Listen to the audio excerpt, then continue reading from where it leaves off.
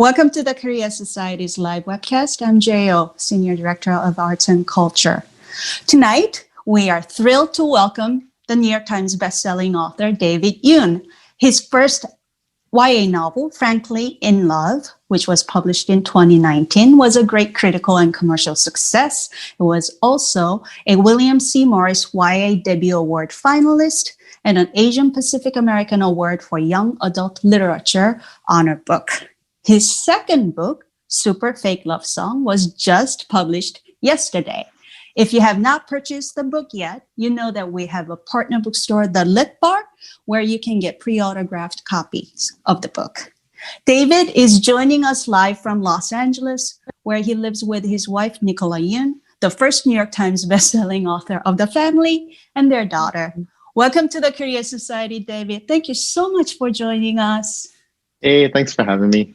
This is quick. Yeah, this is going to be fun. It's going to be a lot of fun. I'm so excited. I'm going to be totally be a fangirl today. So this is going to be fun. A quick reminder to our viewers, you can send your questions to David via Twitter at Korea Society Art or email artsandculture@koreasociety.org. So first of all, congratulations on your second novel, Super Fake Love Song. Thank you so much. Yeah. And in the acknowledgement of this book, you wrote that this is your quote unquote fun book. And you wrote, this is a happy goof off, slap silly story, very intentionally designed to bring desperately needed joy and light to what was a very difficult and mind-bending year. So personally, I just want to express my gratitude for this fun book. It was truly a pleasure to spend some time with it. But for the readers who have not read this book yet, because it just came out yesterday, give us a little preview about the book. So first of all, I'm really happy that you liked that it was fun. I actually wrote it way before the pandemic started, so it's not like I predicted the pandemic would happen.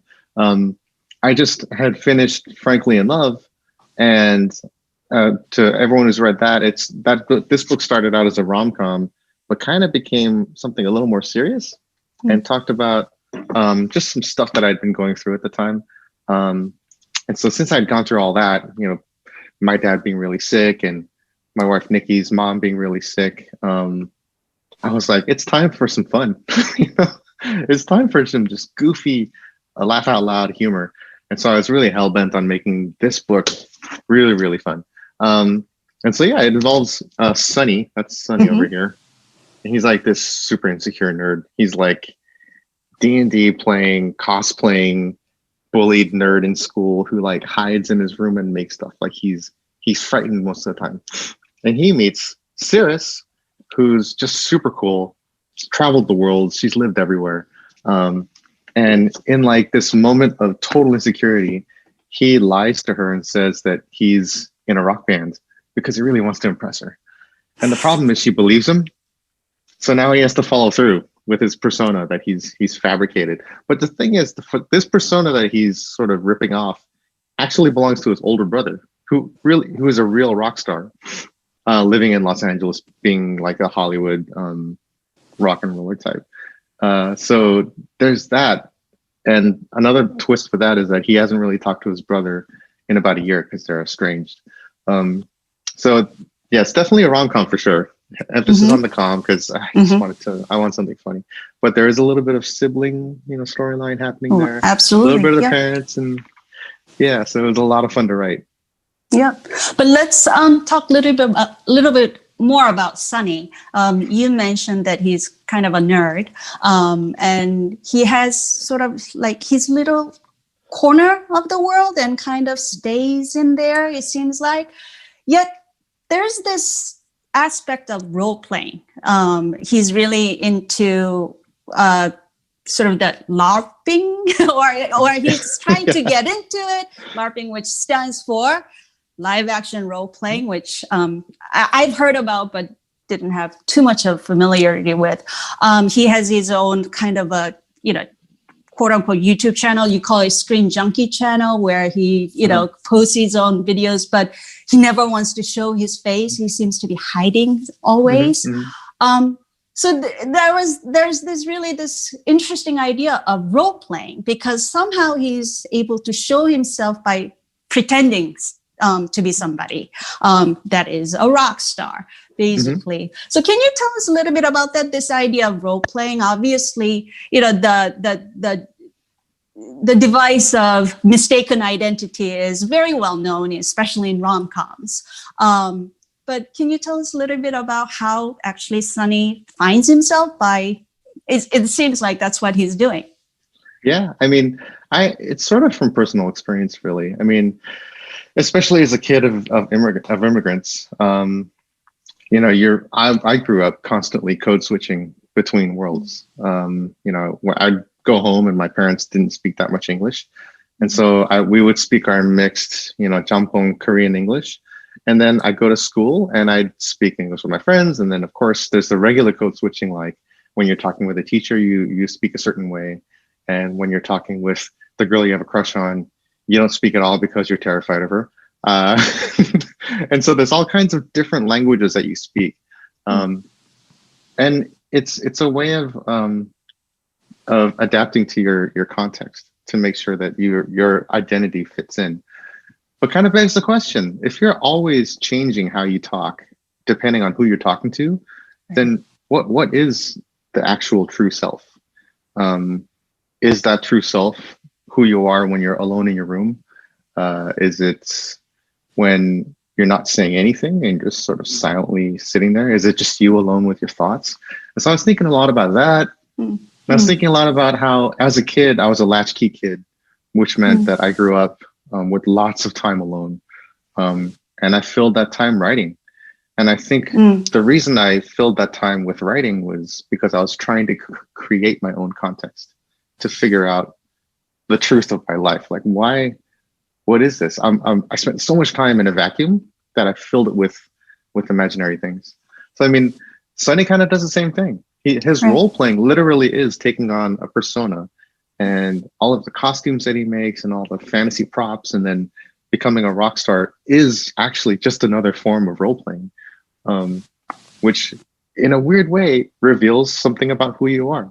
And that's the funny thing about fiction in general, is you read a book filled with lies and you get something true out of it, which I love so much. It's just a crazy but very true paradox about fiction. Yeah, absolutely. And I think that's why we all read novels too, right? But at the same time, maybe it is a combination of all these things that he explores. And it's not the way you describe his sort of as much as it's a rom-com, it seems like sort of the coming age of story, like how he comes into being himself. Maybe it's just combination of all these different experiences, and this is his way of exploring.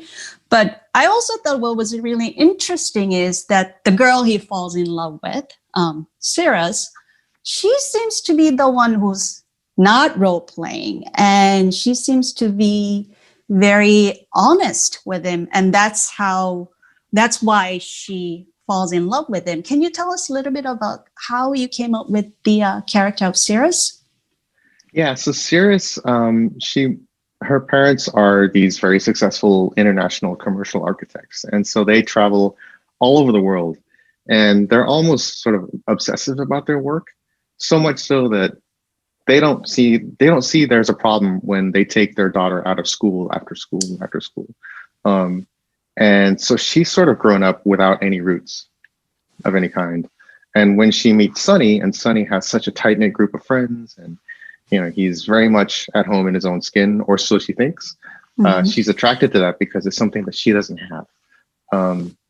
But if you read later on in the book, I mean, the common theme through this book is a fake it till you make it. Everybody and every single person in the story is faking it till they make it to some degree in their own particular way.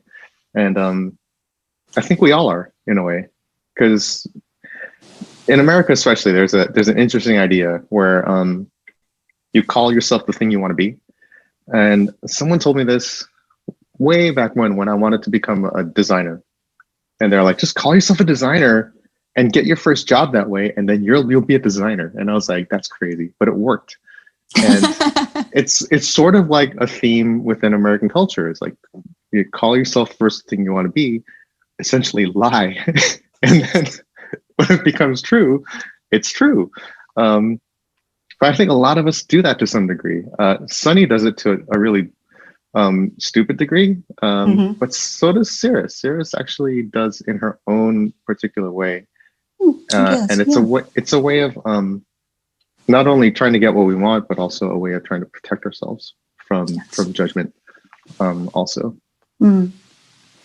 But at the same time, as you said, everybody seems to be doing it to a certain degree, including Sunny's own parents. The way they live in this very affluent suburb, and they are as much of a workaholics as Cirrus's parents are.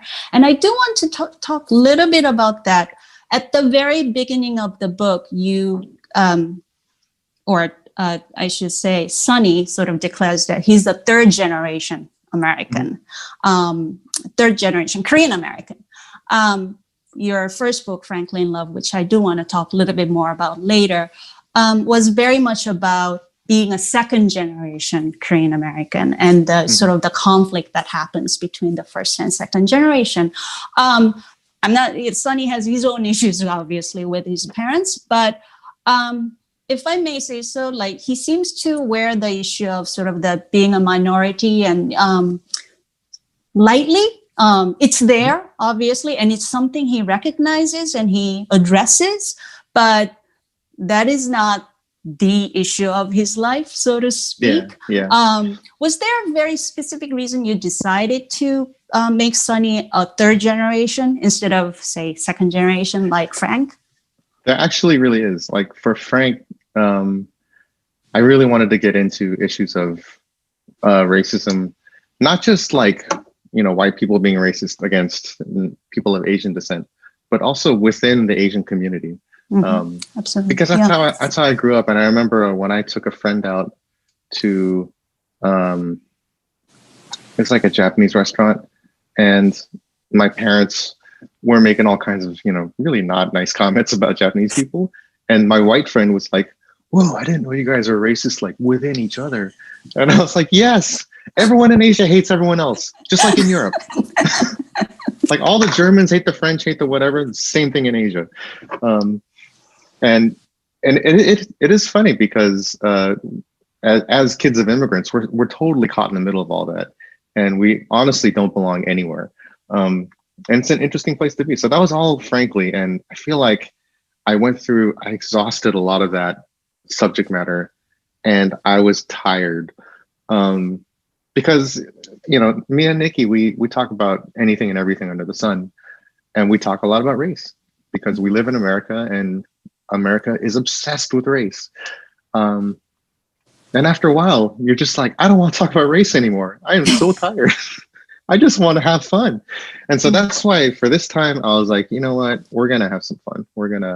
It's there. I don't want to say racism is not there because that's sort of irresponsible. But Sunny's not obsessed with it.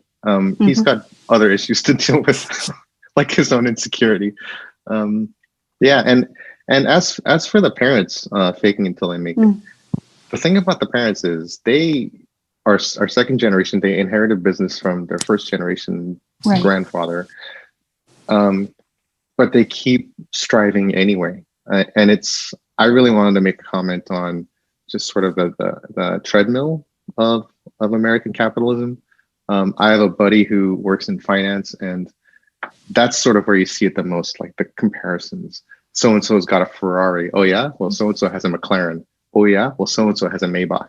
And there's no end to that rat race. And that's an extreme version, I think, of faking it till you make it, because there is no make it. So you're constantly faking it. Yep. There's always somebody who has better car than you and better house than you. But let's talk about something fun, as you said. And one of the most fun part of this book is the music, because Sunny and, pretends that he belongs to a band.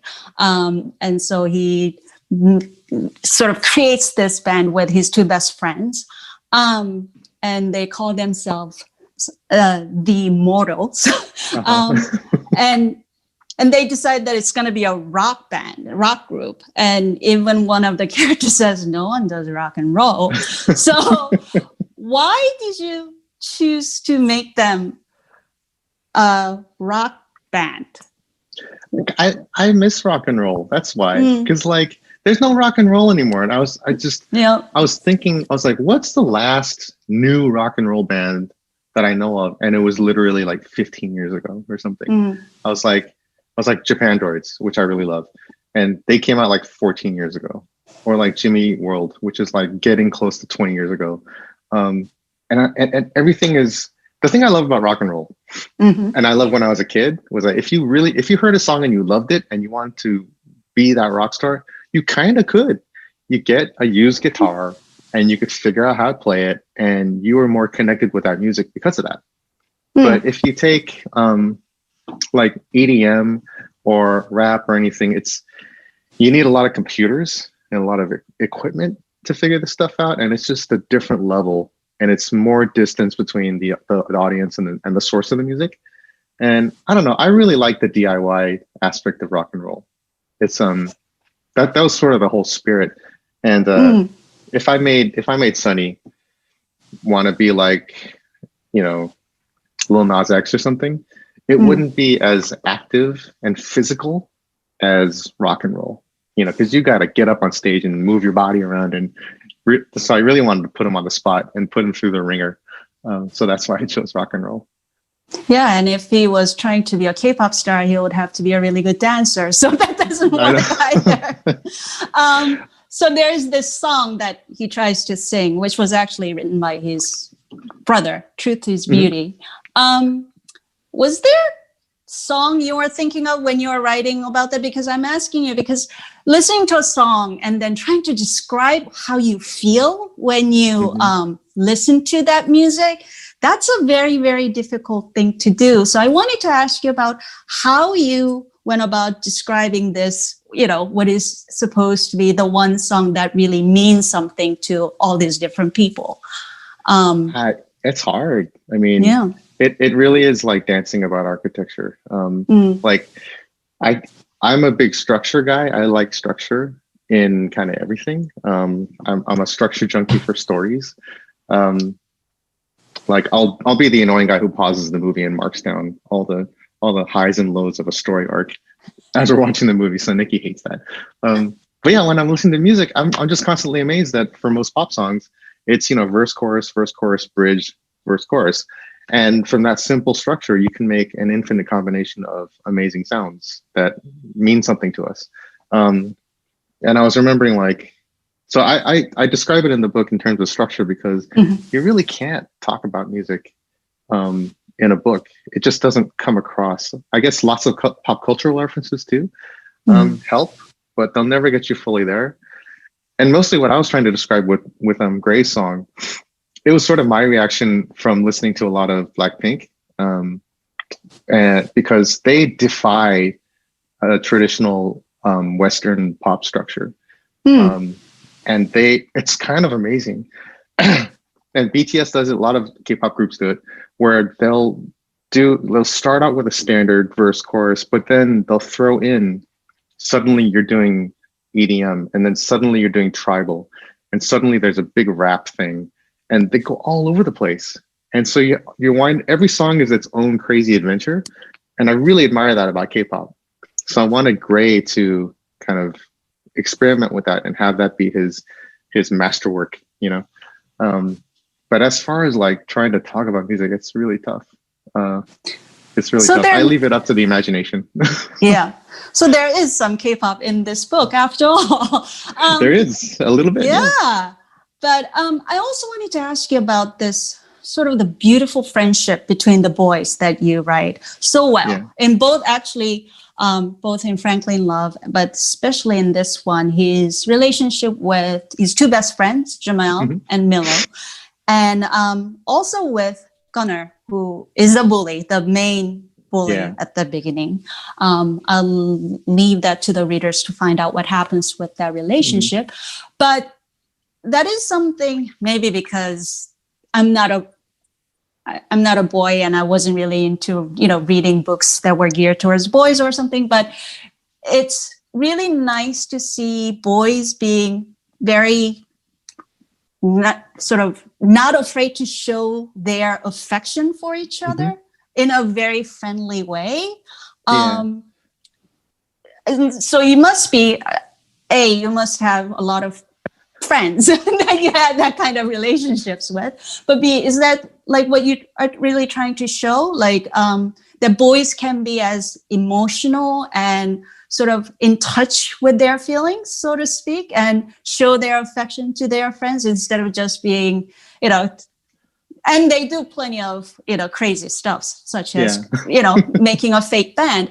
But so I want you to tell us a little bit about that, the relationship between the boys. I'm on a crusade personally against toxic masculinity.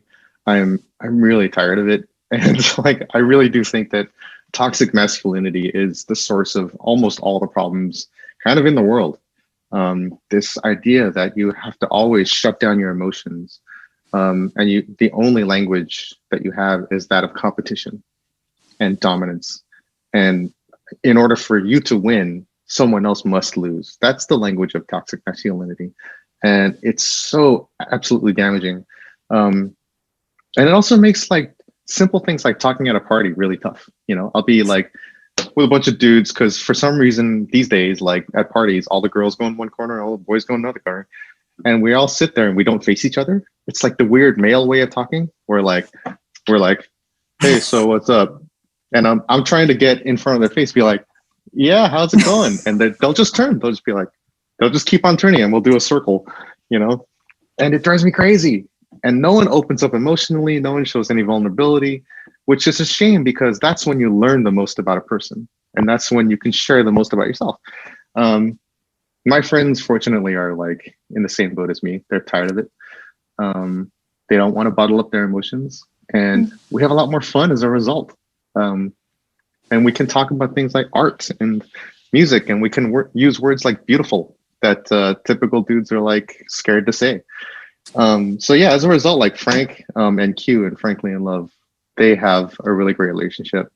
And so does Sonny and Jamal and Milo, because I just want to let guys know that it's okay to be open with your emotions. I've read too many articles about boys after a certain age, 7, it starts so early. They start to feel lonely. They start to miss being a little kid. They start to miss oh, when I was 5, I used to hold my friend's hand. Little things like that. It makes me so sad. And into middle age, a lot of men just stop having friends. And then that puts pressure on their marriage or on their kids. And then if they don't get that friendship, that frustration and anxiety kind of pops out in unexpected ways, sometimes violent, sometimes not so good. So I really do think letting guys be just silly and vulnerable, and letting them fail, letting them make fools out of themselves, it's so important to building character, real character. Absolutely. I want to talk a little bit about your first book, Frankly in Love, because I'm such a fan. Oh, thank and you. I am. When we came out, we loved every sentence of it, and then I think we gave it to everybody that we know as Christmas present. But I've also heard from many people how much they love that book, and the first thing that comes up is they say is that how relatable it is. Obviously, a lot of them are Korean Americans, but not necessarily. So I wanted to ask you the question of representation. One of the reasons we sort of globbed onto that book is oh my God, there's finally a book about Korean American teenager. Although having said that, we have to say that at least in the world of YAs, it seems like there are a lot of Korean American writers now, especially female writers who are doing their own things, like Jenny Han. And so I wanted to ask you, where did that idea came to you? You said you are always writing. Is this something that you always wanted to write about? And how did it begin, and how did that book evolve into what it is? That's such a good question, because I never wanted to write this book. Mm. I if you asked me 10 years ago, I would have said I'm never going to write a book about the immigrant experience.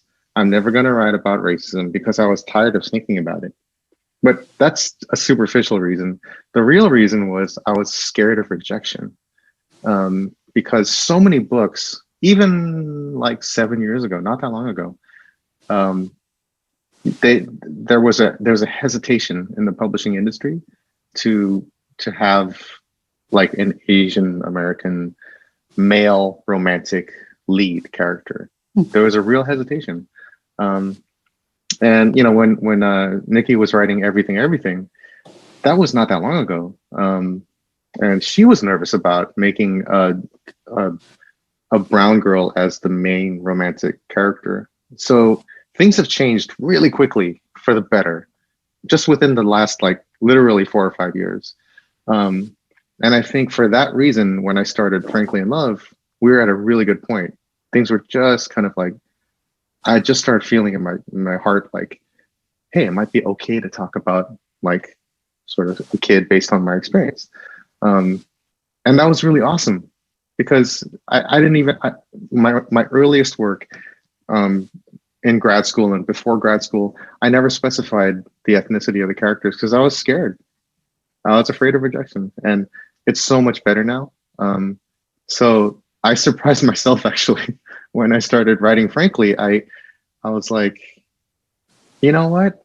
I've had it. I've had it not seeing characters like me in any form of media. I was tired of only seeing Asian guys be the martial arts master, or the triad Chinese gangster, or just like the dork, the joke, the long duck dong.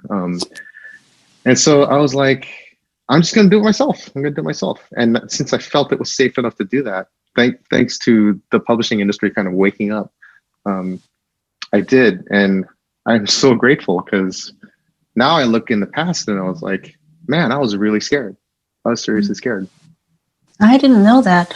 But since there seemed to have been so little representation that you could sort of model after, was there anything you were inspired by when you were writing Frankly, or what do you read and then what inspires you? Or especially with Frankly in Love, in terms of, sort of describing that generational conflict and things like that. Was there anything that really truly inspired you or you wanted to model after? Well, my favorite authors are a little bit absurdist, like Kurt Vonnegut and George Saunders, Paul Auster, Kazuo Ishiguro, Margaret Atwood. They all have a slightly off-kilter bent to them. And I really was gravitated toward those authors because I think when you are a kid of immigrants, everything is strange to you as it is familiar, because you have to evaluate constantly your environment and adapt on the fly. Whether it's a room full of white kids in a classroom, or whether it's a dinner gathering with a bunch of Koreans speaking a language that you don't speak very well. You're always adjusting. But I think another big influence, which is kind of unexpected, was Korean horror movies, like The Host and The Wailing and The Train to Busan. And I was watching a lot of those, and I thought The Wailing was a masterpiece. It was mind-blowing. Scared me to no end. I was like this the whole time. And Parasite was, of course, amazing. But his other work is amazing too. Snowpiercer. And the thing that I was drawn to in these movies is, I think in Korean culture, like, it's okay to have tragedy and comedy at the same time. Like, something can be horrible and also really, really funny.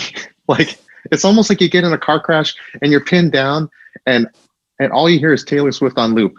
And you're like, I hate Taylor Swift. I actually really love Taylor Swift. I take that back. But let's say you hate Taylor Swift. And now it's funny, but you're also in big trouble. And so I was like, that was my childhood.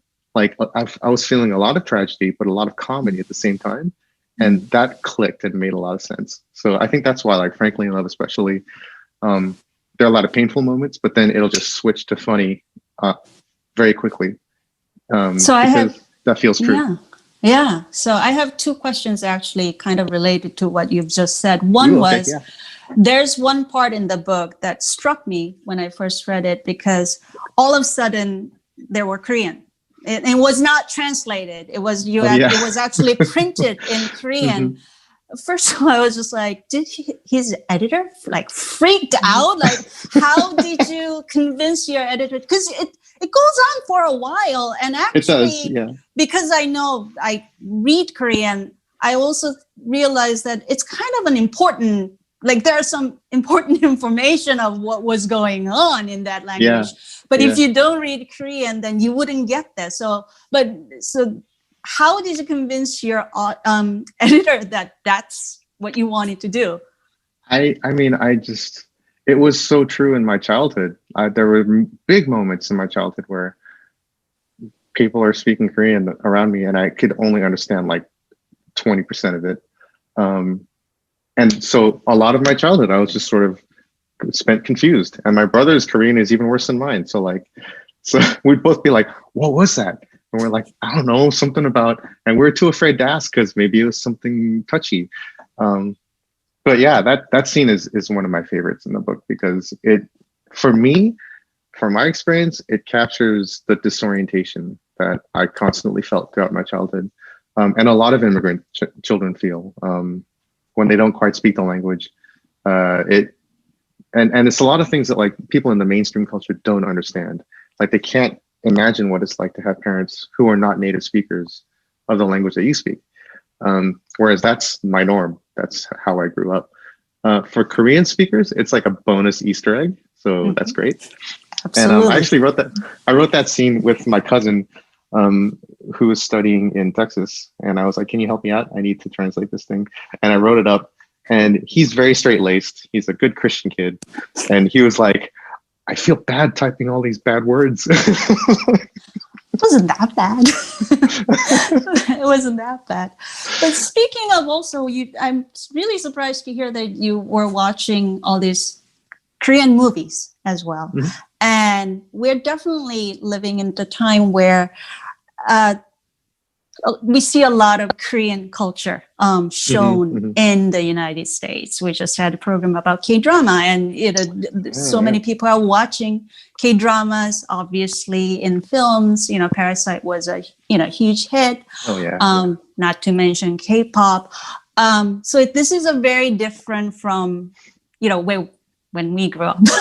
When we were younger and being in the United States, where Korean culture was marginal at best, maybe some art house pictures, but it's not very accessible. We also live in the world where everything is available on your computer screen. Like you don't have to, it's very easy if you seek it out. It's very easy to find these. So I was wondering, what do you enjoy about, you just mentioned something about some Korean movies. What do you appreciate when you watch Korean films? And then also, what do you think, how is that affecting people's view of Korean Americans or Asian American culture in the United States? Do you think it's helping people to understand, or is it something that is, again, still presented as so foreign that it's different? Is it helping any Korean Americans? I mean, it's a step, and I really appreciate that it's a step.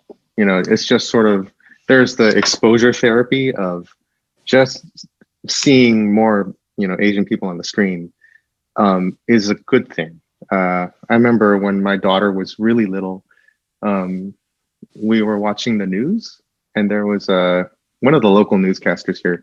He's like 4th generation Japanese American or something, and he's doing his sportscast. And my daughter was like, Papa, he looks like you. And she was freaking out because she had literally never seen anyone who looked like me on a TV screen before. And she was 5 at that point. And so it's nice to see for me.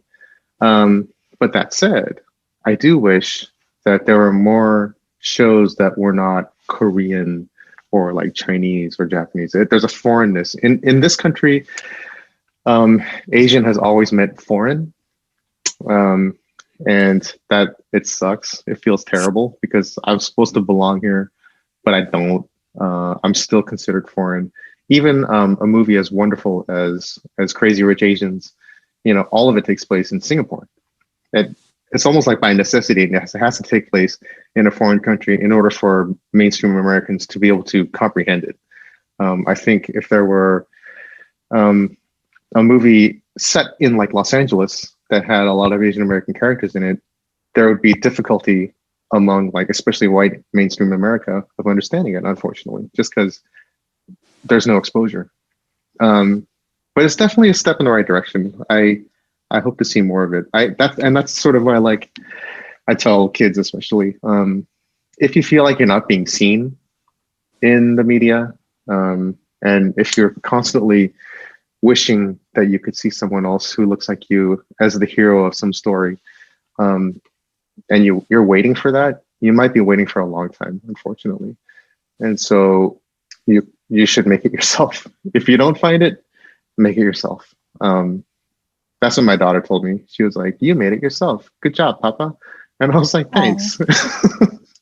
Because, frankly, In Love is in the works to be made a movie. We're looking for, I think we have a director. I'm not sure. Oh, great. Yeah, so it's moving along, which means that Korean, specifically Korean American story will be told. Not in Korea, but in Southern California, where it belongs. And just normalizing that. And Super Fake, there is some interest there. I can't really say anything about that, but that would be amazing too. Just the kind of stories I wish I grew up with.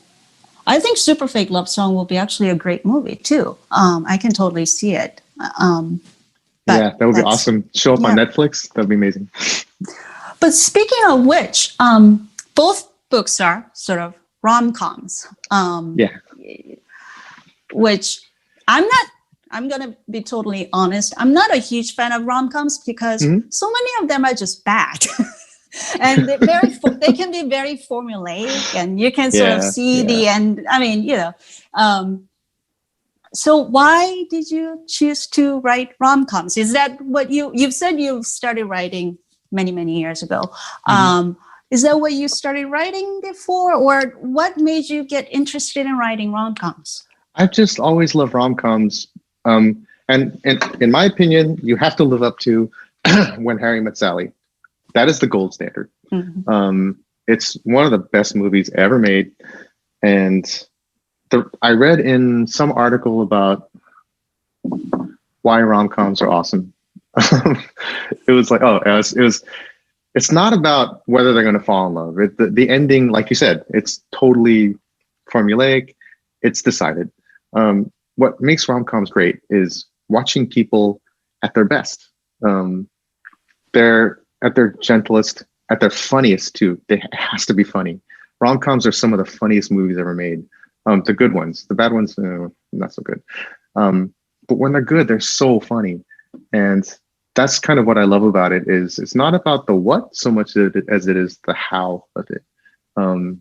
Seeing friends being really good together, seeing lovers being really good together, being their best selves, is something that it only exists really in rom-coms. In a contemporary sort of accessible way. There's no guns involved. There's no aliens. It didn't take place 200 years ago. Stuff like that. It's not a horror movie.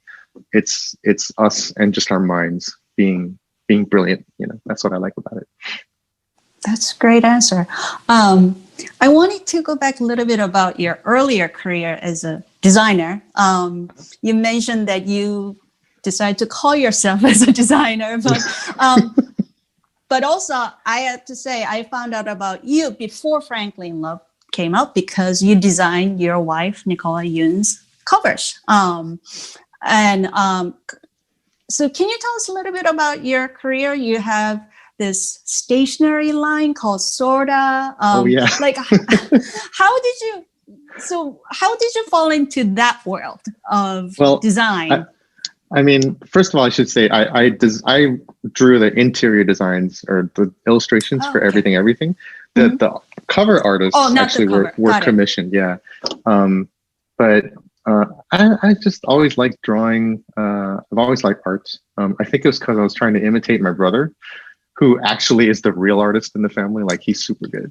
So I was always trying to catch up, the little brother, be like him. But that led to design. Like I started out in print design, and then I went at the internet became a thing. So I started doing that, and I started doing app and user experience design, which is sort of like the design of everything. It's not just like the app itself. It's how do you get the app? What does it look like when you're using it? And then after you're done using it, what happens? And it's sort of the entire life cycle of the product. So then I started really getting into products, and I'm a huge stationery nerd. Like I love stationery. When I lived in Japan, I would go to the stationery stores pretty much every day just to hang out and look at stuff. And so I wanted to make a notebook where you could take the pages out and rearrange it and put the pages back in. But it still looks like a regular like moleskin type notebook. Right, yeah. Don't ever invent anything, by the way. I recommend against it. Why? It's such a huge pain. And prototyping, I learned how to make notebooks in my garage, and I almost cut my fingers off. And then I wanted to get a patent. So I spent thousands of bucks on a patent lawyer. It was terrible. But it's for sale. People buy them. It's available on your website. But I wanted to mention a little bit more about design, because I mean, both of your books, especially, but I have very soft spot for your hardcover cover of Franklin in Love. Sorry, this is like all torn apart because it's my copy. But I also love the stained edges of the book, how it's like that dark blue. And then I heard that, but you didn't design the cover, because you don't design the covers, but you designed the end papers. I did, yeah. So I just got to give a shout out to Owen Gildersleeve, who made the cover. He's a brilliant paper artist. It's actually cut paper. That he you takes can a see photo that. of. Yeah, it's really it's cool. really beautiful. But I wanted to ask you about, so is that, and I also heard that with the Super Fake Love Song, you also designed the end papers? I did. So is that your way of expressing your creative side differently? Or like, do you think it's just, it's so nice to have, the physical books sometimes. And, sometimes they are, when they are as, carefully made as this, it's really nice to actually have the physical ones. So what goes through your mind when you design things like end papers, and what do you want to tell your readers? I just love having a very special physical artifact. And the end paper for Frankly in Love, it sort of alludes to a particular moment in the story that you have to read the book to find out what it means. Right. And it makes it a special object. And I can't believe that Jen Klonsky and the team at Penguin went for the stained edges. I was like, what do you think about stained edges? And they went for it. And I'm eternally grateful because it's so special. And so it was your idea. Yeah. It was, yeah. I was like, and I was really specific about the cover too. I was like, I want the cover to be sort of non-gender specific. So that's why we use yellows and greens. So it's not like super blue or super pink, so that boys and girls, mostly boys, would not be afraid to pick it up. Because again, if you have a cover that's mostly pink and has a girl on it, boys will be too scared to pick it up because they don't want to be made fun of. But for Super Fake, I also was like, hey, Jen, my editor, what do you think if I end papers? So I drew like a D&D style map of the story. And she was like, that's okay. So cool. So I scored big there. And that's another reason to like get the physical object, because it's not going to show up in the ebook version, I don't think. And certainly not in color. So yeah, I just love having this thing. And also I love drawing. I make games too on the side. And there's a lot of artwork in there. I don't really care if anyone ever plays them. I just like making them because they make me happy. So I want to ask you some questions that came in. One actually had to do with, with your background in design. Does that influence the way you write? Do you imagine things visually when you're creating story? Obviously, you created like a map, or you're creating a scene from did that come before or after, I guess, writing the book? it definitely came after, but as I'm writing the book, I tend to see things as if they were sort of a movie, which is nice because then when you do the internality, it still feels like a book, and that's the stuff that movies can't do. Is have the internal monologue of the character and their thoughts and their judgments. And so that's why I love books so much, is that you can have the visual and you can have the psychological. But I actually think, I mean, my parents sort of forced me to play piano because, you know, Korean, when I was like 3. So I've been playing piano forever. And the thing that piano does, or music in general, is it makes you keenly aware of details. You notice when things are a little bit off. You notice when things line up perfectly, and you also notice patterns in music. When a theme repeats itself, and you've been practicing music, you pick up on that stuff. And so that is how I write too. I lots of little attention to detail, and then I love to repeat myself because I feel like prose can be like a song, like a written song. And when something repeats itself, you're like, oh, we've been here before. This feels nice. And then if you overdo it, you're like, all right, shut up already. I get it. So it's all about fine tuning. Yeah. I'm pretty picky when it comes to my writing. Another question was, do you do research on how teenagers live today? Because, you know, what you describe in your books seem to be pretty, you know, very authentic and believable. There's a lot of things about not so much in Franklin Love, but there's definitely a lot of things about social media and, you know, what's going on the internet for the teenagers in Super Fake Love Song. So do you do any research? I mean, I know your daughter is not a teenager yet, so she's too young, but how... She's going to stay young forever. Sorry. It doesn't happen. They all grow up. I know. But yeah, so how do you, or is it just based on your experience? Like, do you do research? Well, I mean, I was a user experience designer for a long time. And so for that job, I had to, you know, as soon as Twitter was first invented, we all downloaded it. And as soon as, you know, Musical.ly was invented, we all downloaded it. That's the thing that eventually became TikTok. And so we're constantly exposing ourselves to these new technologies. And it just so happened that teen culture relies heavily on phone apps, which is a little disturbing that so much of teen culture is in this rectangle of glass. And also, you know, I watched my my nephew as there when he was born, and now he's 15, which blows my mind. And he is very 15. And he's doing stuff like hanging out on Fortnite. They're hanging out on Us Alone, I think. What is it? Oh, Among Us. Sorry Among Us. Yes. And just that's his place to be with his friends. He's on Discord all the time, and so I guess I do research, but sort of incidentally. And when I do visits in person, I get to talk to a lot of teen fans and stuff, and it's really cool to hear what their, I mean, the hopes and dreams are universal. They're the same. But how they get there is a little bit different, and it's so interesting. And I'm wondering more like what their kids will be like with technology. You know, will there be a backlash, or I don't know. I have a hard enough time imagining what it was like to grow up with the internet. I didn't, and I'm eternally grateful for it. But this generation after this one, I'm so curious to see what their point of view is.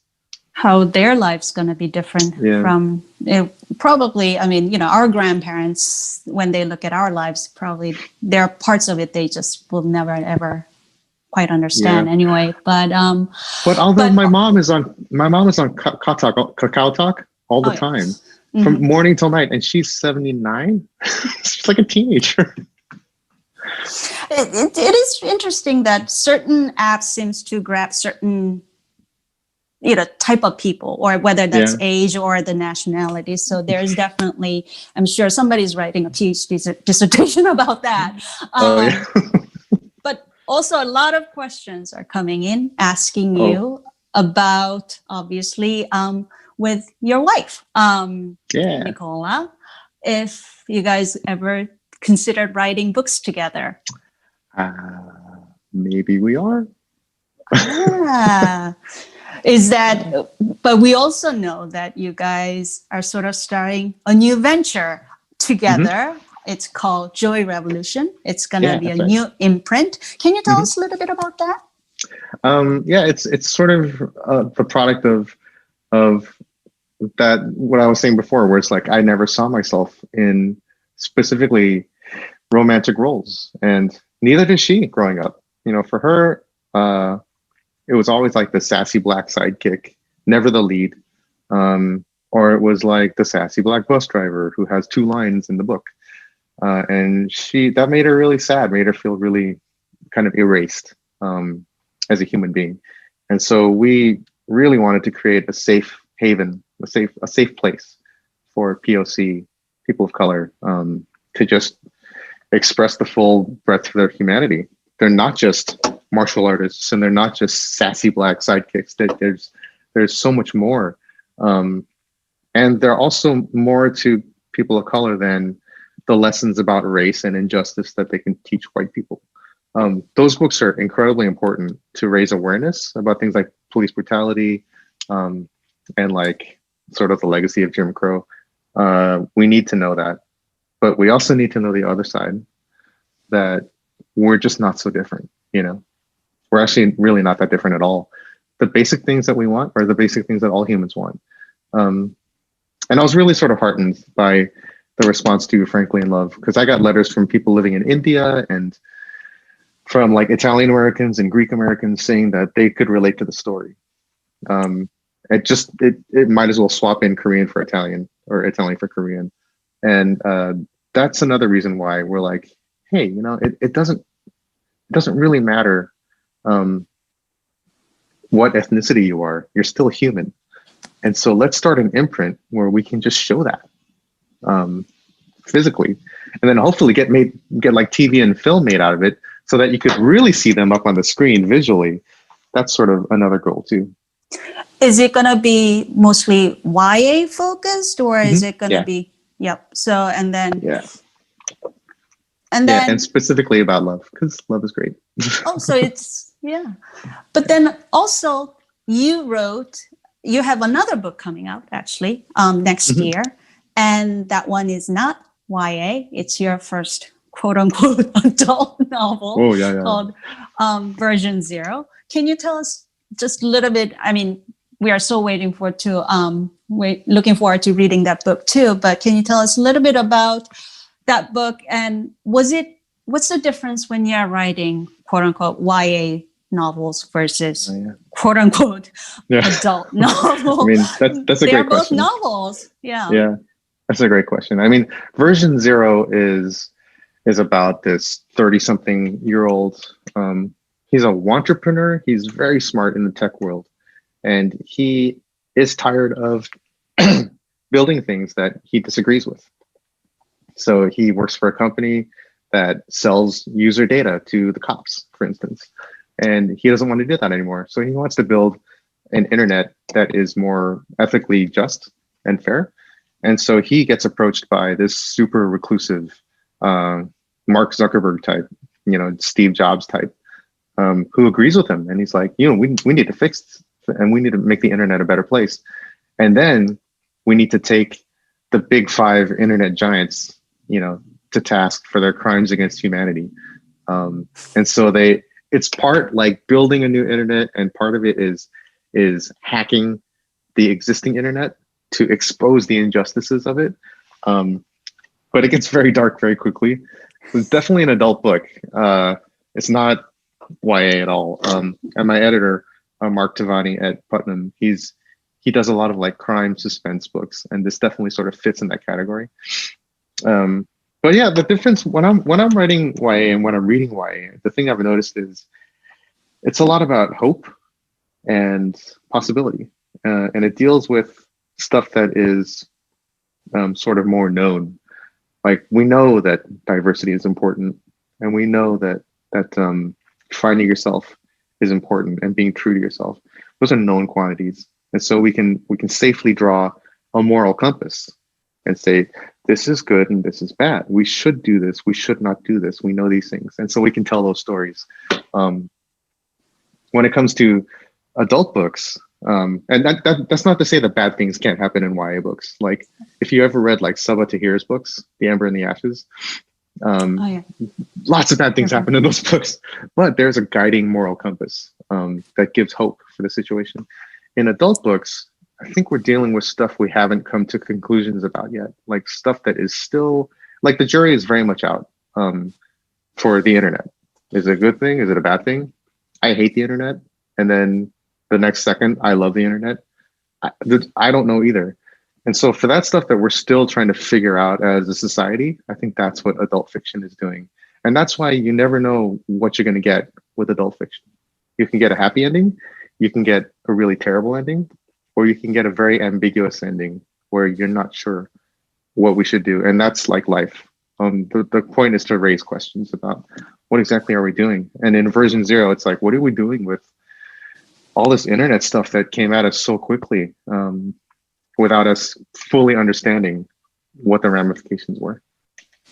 And is that your plan to sort of go as you keep writing, we hope? Is that sort of your plan to go back and forth between quote unquote YA novels and the adult novels? What, you mean like keep everyone guessing? Yeah. I mean, I absolutely love writing YA.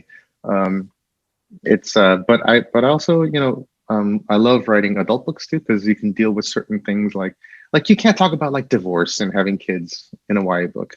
It's just not appropriate. And the kids reading the books, they're not there yet. It doesn't matter. It's not relevant to them yet. And I totally understand that. But the funny thing, like my thesis for Emerson was a bunch of short stories, and over half of them had kids who were in middle grade. So there's definitely like a middle grade kind of streak in me. I see a few stories like that coming out. I don't know. I want to write everything and everything because I just love telling stories from all kinds of points of view. And we can't wait to read all of them. So I hope you keep on writing. So I will, I promise. Yes, definitely. And I can talk to you forever, but unfortunately, that's all we have for now. So thank you so much, David. That was so quick. We wish you all the best to you and your family, and please stay healthy during this time. I guess that's the most important thing. And I just want to tell our viewers, if you haven't purchased Super Fake Love Song, go visit our partner bookstore, The Lip Bar. You can find more information on our website, koreasociety.org. I want to give special shout out to Peter, our IT director, for making this live webcast a possibility. And to our interns, Gia and Hiju, for getting all the questions and doing email outreach and social media postings. And of course, our thanks to you, our viewers and members. As always, we hope you'll join us again in December. Check out what's coming on our website, koreasociety.org, where you can sign up to receive our emails and join as a member. So happy reading and good night. Thank you. Thanks for having me. Take care.